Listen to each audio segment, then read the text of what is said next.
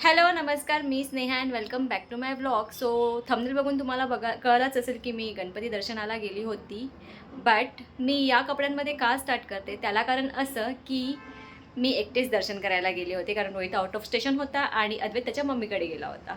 So मला company द्यायला कोण नव्हतं, सो म्हटलं एकटंच करूया, त्यात काय हरकत आहे. आणि मुंबईत तर जायचं नव्हतं कारण as you all know the rush. म्हटलं नवी मुंबईमध्येच करूया आणि नेमकं नेरूळमध्येच करूया.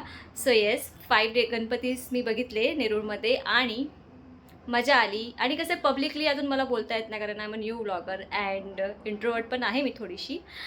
बट म्हटलं व्हॉईस ओव्हर करूया, व्हॉईस ओव्हर म्हणजे असं बोलूया आणि नंतर व्हॉईस ओव्हर करूया.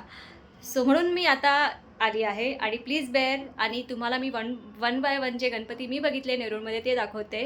प्लस पॉईंट हा आहे नेरूळमध्ये गणपती बघण्याचा की मला क्राऊड काहीच नाही भेटला आणि सगळेच गणपती जसे तिकडे असतात तसेच इकडे आहेत आणि मोठे मोठे होते. आणि म्हणजे आणि कसं क्राऊड जराही नव्हता, तर दर्शन व्यवस्थित होते. ते बराच वेळ बसून मी जे जे थीम्स त्यांनी दाखवले ते पण बघू शकले होते.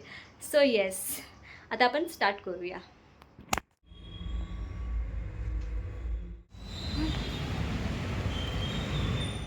सो फर्स्ट गणपती बाप्पा जो मी बघायला गेली होती ते शंकराचं देऊळ तुम्हाला माहितीच असेल, जिथे मी नेहमी जाते.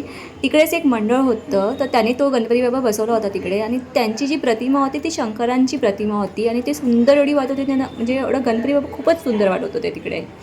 आणि मग तिकडे दर्शन घेऊन मग मी गेली तेरणाचा राजा बघायला. आणि मी जितकी वर्ष नवी मुंबईत राहिली आहे, तर माझा हा फर्स्ट एक्सपिरियन्स आहे की आय गेस त्यांनी तो फर्स्ट टाईम गणपती बसवला असेल.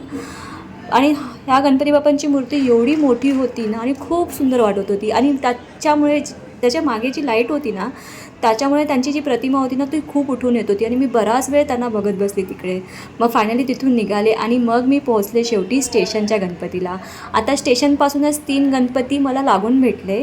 सो फर्स्ट मी नेरूळ वेस्टलाच होते आणि नेरूळ वेस्टच्या बाहेरच हे गणपती बाप्पा होते.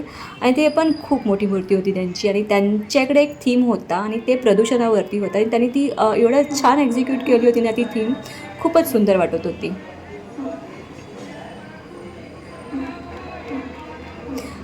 मग हे थीम बघून मग मी तिथून निघाले आणि मग थोडा पुढे येऊन मग दुसरा गणपती बाप्पा बघायला गेले. आणि ते गणपती बाप्पा पण खूप छान मूर्ती होती. म्हणजे सगळेच गणपती बाप्पा सुंदरच होते, पण ही पण छानच होती मूर्ती. आणि या गणपती बाप्पांच्या बाहेरच आवारात ना लेडीजचे खेळ चालू होते, पण त्या लोकांनी गाणं एवढं डेंजर लावलं होतं, पण त्यांची काय चुकी, ती मंडळच विचित्र होतं वाटतं. आणि नंतर मी आले शेवटी या गणपती बाप्पाचे दर्शन घ्यायला. आणि इथे पण थीम होती आणि ती थीम होती पोलिसांवरती आणि म्हणजे मुंबई पोलीसवरती. आणि त्या लोकांनी खूप छान ते दाखवलं होतं.